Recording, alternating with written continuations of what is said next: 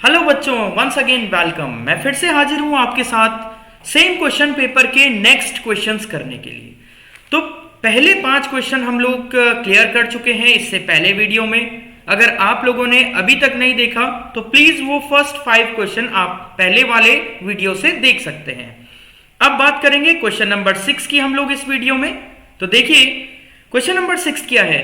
How many zeros does the polynomial 293x square minus 293x have. इसका मतलब क्या हुआ, पहले क्वेश्चन का मतलब समझ लें कि एक पॉलिनोमियल हमें दिया हुआ है जो कि हम लोग पावर 2 में देख पा रहे हैं, साफ साफ देख पा रहे हैं कि x की पावर 2 में है। हमें पूछा गया कि इसके कितने जीरोज होंगे। आइए लेके चलता हूं आपको नेक्स्ट पेज पे। सो बच्चों, हमारा क्वेश्चन है 293x स्क्वायर माइनस 293x, ये पॉलिनोमियल है। तो एक बात आप सिंपल सा ध्यान रखेंगे, हमें कुछ भी नहीं करना इस क्वेश्चन के ऊपर। x यानी वेरिएबल की जो मैक्सिमम पावर रहेगी, जैसे x की पावर हम इसमें 2 देख पा रहे हैं तो उतने ही हमारे पास जीरो एग्जिस्ट करते हैं। तो हमारा सीधा आंसर कितना हो गया, the zeros in the given polynomials is 2। बात समझ में आ गई। अगर हमारे पास क्यूबिक पॉलिनोमियल होगा या जिस भी पावर को होल्ड कर रहा है, मैं एक एग्जांपल लेता हूं 2x की पावर 5 प्लस 3x। अब बताइए इसमें कितने जीरोज होंगे, तो सीधा सीधा 5 जीरोज होंगे। तो हमारे पास क्वेश्चन नंबर 6 में हम क्या कहेंगे कि ऑप्शन नंबर हमारा सी जो कि 2 बिल्कुल सही है। तो सिंपल सा हमें कुछ भी नहीं करना पड़ा इस क्वेश्चन के ऊपर। आइए क्वेश्चन नंबर 7 पे चलते हैं जो कि ट्रिग्नोमेट्री से लिया गया है। मेरा one of the favourite topic है ट्रिग्नोमेट्री। इस क्वेश्चन को लेके चलता हूं आपको नेक्स्ट पेज पे। हमें कॉट थीटा दिया हुआ है 1/√3। हमें कॉट थीटा कितना दिया था, 1/√3, और वैल्यू फाइंड करनी है बच्चों हम लोगों को। ये देख सकते हैं sec square theta plus cosec square theta की। तो देखिए sec square theta plus cosec square theta हम लोगों को फाइंड कर लेना है। तो बच्चों हम एक बात जानते हैं कि कॉट हमें क्या समझाता है। कॉट हमें समझाता है बेस बाय परपेंडिकुलर। तो एक काम करते हैं, एक राइट एंगल ट्राइंगल में बना लेता हूं, यहां पे एक रफली बना लेते हैं जिसमें कि बेस हमारा 1 है, परपेंडिकुलर हमारा √3 है, और मैं इसमें पाइथागोरस थ्योरम लगाऊंगा तो मेरे को हाइपोटेनस 2 मिल जाएगा। तो जो हमें फाइंड करना है वो है सेक थीटा, और सेक बच्चों हमें बताता है हाइपोटेनस बाय बेस।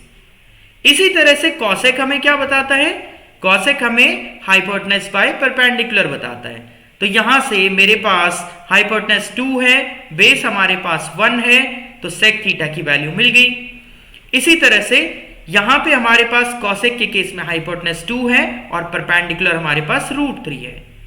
अब हमें क्या करना क्या है, जस्ट इन दो वैल्यूज को अपने इवैल्यूएट यहां पे हमें पुट कर देना है और अपनी वैल्यू को इवैल्यूएट कर लेंगे। तो सेक स्क्वायर थीटा है जो कि 2 का होल स्क्वायर कर लेंगे, और कॉसेक स्क्वायर थीटा है तो 2/√3 का होल स्क्वायर कर लेते हैं हम लोग।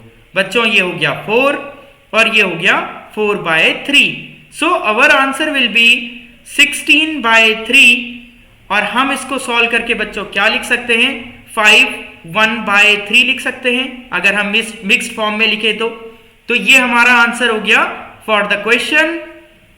ऑलराइट, समझ आ गया आप लोगों को। अगर आपको ये बात समझ नहीं आई कि मैं H/P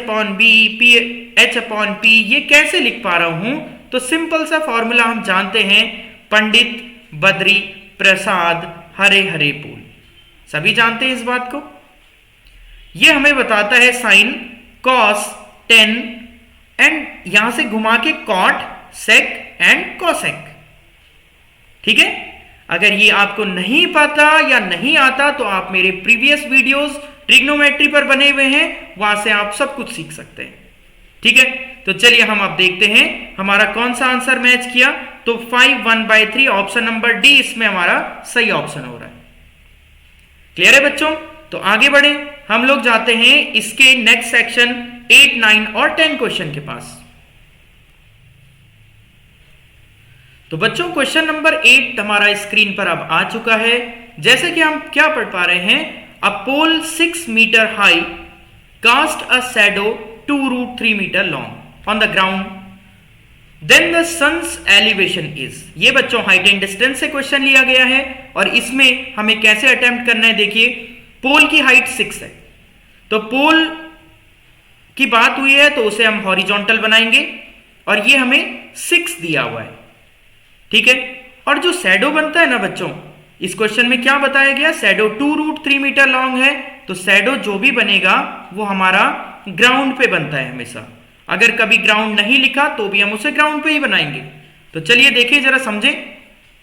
मान लेते हैं सन्स एलिवेशन थीटा है, मतलब सन का जो एलिवेशन बन रहा है इस समय वो थीटा है, तो tan थीटा इक्वल टू हमें समझ है कि परपेंडिकुलर बाय बेस बताता है, इसीलिए मैंने tan का केस पिक किया इस क्वेश्चन में, ठीक है। आप सोच रहे होंगे साइन क्यों नहीं किया या कॉस क्यों नहीं किया या अदर ट्रिग्नोमेट्रिकल फंक्शंस क्यों नहीं किए, क्योंकि मुझे पता है साइन tan हमें परपेंडिकुलर बाय बेस बताता है और मैं यहां पे आराम से 2√3 पुट कर सकता हूं। देन मैं इसको 2 से कैंसिल कर देता हूं, ये क्या हो जाएगा 3/√3 एंड फाइनली मैं √3 से इसको रैशनलाइज कर दूंगा। जैसे मैंने इसको रैशनलाइज किया तो √3 और √3 मिलके 3 हुए और 3 से 3 कैंसिल हो गया। Then finally tan theta equal to √3 और हमें पता है हमें थीटा की वैल्यू √3 कब मिलती है tan की केस में, तो 60 डिग्री पे मिलती है। तो इस केस के लिए हमारा आंसर क्या हो गया 60 डिग्री हो गया। ये ऑप्शन हम देख ले कहां पे आ रहा है, तो 8th क्वेश्चन का ऑप्शन नंबर ए हमारा आंसर 60 डिग्री बिल्कुल सही है। होपफुली आप यहां तक बात अच्छे से समझ गए होंगे। Now moving to the next question, that is question number 9th। Question number 9th हमारा सर्कल से है और बहुत इंटरेस्टिंग क्वेश्चन है। मे भी इस टाइप के क्वेश्चन थोड़ा बहुत टफ हो सकते हैं, तो मैं आपके लिए एक बहुत शॉर्टकट कंसेप्ट बताने वाला हूं। देखिए पढ़िए क्वेश्चन को। In the given figure this angle is 125, एक एंगल 125 दिया है और हमें COD फाइंड करना है। बच्चों हमें ये वाला एंगल फाइंड कर लेना है और ये हमें 125 दे रखा है। आप लोगों को एक बात ध्यान देनी है, मैं नेक्स्ट पेज पे लेके चल रहा हूं आपको, कि अगर कभी हमारे पास किसी क्वाड्रिलेटरल के अंदर, चाहे वो क्वाड्रिलेटरल कैसा भी हो, ये मैंने एक क्वाड्रिलेटरल बनाया और इसके अंदर एक सर्कल यानी कि इन सर्कल बन रहा हो, इन सर्कल का मतलब अगर उसके अंदर एक सर्कल बन रहा है और उसको प्रॉपरली टच करता है तो इसकी एक प्रॉपर्टी होती है, जो इसके अपोजिट साइड्स है ना, जैसे कि मैं एक साइड ले लेता हूं, इसे ये AB ले लेता हूं और ये CD साइड ले लेता हूं, तो दो अपोजिट साइड्स कौन कौन सी हो रही है, एक तो AB हो रहा है और दूसरा CD हो रहा है। तो AB जो एंगल यहां पे बनाता है और CD जो एंगल सेंटर पे बनाता है, वो दोनों आपस में सप्लीमेंट्री होते हैं। बहुत ध्यान से आप बात को समझें। मान लेते हैं ये एंगल X है और ये एंगल Y है, तो X प्लस Y की वैल्यू 180 डिग्री होती है। बच्चों सप्लीमेंट्री का मतलब क्या हुआ, 180 डिग्री हुआ। ये बात आप बिल्कुल ध्यान रखेंगे। कंडीशन क्या है कि एक क्वाड्रिलेटरल के अंदर एक सर्कल होना चाहिए, प्रॉपरली फिट होना चाहिए, यानी कि हर एक साइड क्वाड्रिलेटरल की सर्कल पे टच होनी चाहिए। उस केस में कंडीशन होती है कि क्वाड्रिलेटरल के जो अपोजिट साइड्स हैं वो सेंटर पे सप्लीमेंट्री एंगल बनाते हैं। इस बात को जब हम समझ गए तो हमारे लिए क्वेश्चन कितना आसान हो गया। देखो वापस आइए, ये 125 है तो हम समझ गए 125 और मैं थोड़ा सा देर के लिए इसको x मान लेता हूं, प्लस x इक्वल टू 180 डिग्री। देन आ गया ना आंसर हम लोगों का, x equal to 180 minus 125। So हम 180 से 125 माइनस करेंगे तो कितना आएगा 55, ठीक है। तो इस केस में हमारा आंसर कितना हो गया 55 डिग्री हो गया। बच्चों अगर ये कंसेप्ट पता है तो देखो कितना 3 स्टेप लगे आंसर निकालने में, ठीक है। लेकिन अगर नहीं पता तो फिर घूमते रहोगे, इस क्वेश्चन में टाइम वेस्ट करोगे। ये क्वेश्चन एक 4 नंबर का हमें प्रूफ करने के लिए भी आता है, जो मैंने आपको बात समझाई है अभी, ये वाली बात बच्चों जो मैंने अभी आपको समझाया कि x प्लस वाई का जो सम है वो सप्लीमेंट्री होता है। ये हमें एग्जाम टाइम पे 4 नंबर का प्रूफ करने के लिए भी आता है। मे बी वो 3 का आ सकता है या 5 का आ सकता है, क्योंकि इस समय 4 का तो केस बेस्ड प्रॉब्लम है।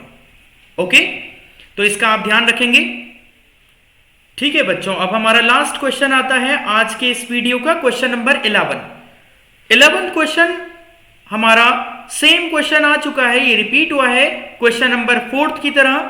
तो आप इसको 4th क्वेश्चन की हेल्प से, जो 4th में मैंने वीडियो बनाया, आप उसको यहां से देख सकते हैं। ऑप्शन नंबर इसमें होने वाला है दिस, ऑप्शन नंबर बी हमारा इसमें सही होगा।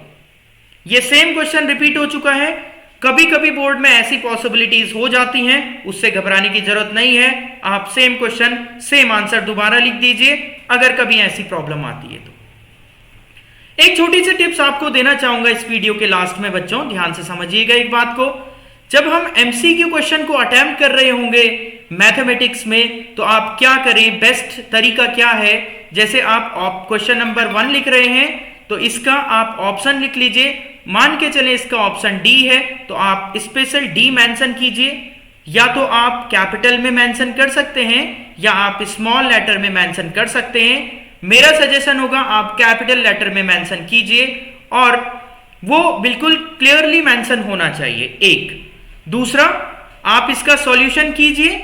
मान लेते हैं हमारा क्वेश्चन वो कॉट वाला ही था, तो इससे आगे बढ़ के डैश करके आप इसका सॉल्यूशन कर सकते हैं। Like cot theta equal to 1/√3 और इसका हमारे पास इवेल्युएट करके जो भी आंसर आ गया, मैं मान के चलता हूं 2 आंसर आ गया।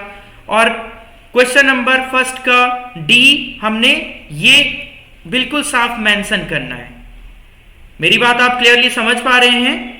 और बाकी इसका सॉल्यूशन आंसर इस तरह से कर लीजिए आगे जाके, बट ये आप बिल्कुल मेंशन कीजिए, कोई इस चीज को मिस ना करे। बिल्कुल साफ टीचर को, एग्जामिनर को, इवैल्यूएटर को पता चलना चाहिए कि ऑप्शन नंबर 1 का हमने क्या ऑप्शन पुट किया है, तो हमें यहां से इजीली इवैल्यूएटर को आसानी से पता चल जाएगा। क्लियर है? तो आप ऐसा इस सजेशन को अपने दिमाग में रखें और इस तरह से बोर्ड में अपने आंसर को अटेम्प्ट करें। मैं अभी एमसीक्यू के लिए आपको सजेस्ट कर रहा हूं, आगे जाके हर एक तरह के क्वेश्चन के लिए आपको कुछ ना कुछ सजेशन देता रहूंगा। अगर अच्छा लगे तो आप फॉलो करें, ठीक है? अगर नहीं लगे तो आप अपने कंसेप्ट पे चल सकते हैं। फिलहाल इस वीडियो को एंड करेंगे बच्चों। Thank you so much for watching the video.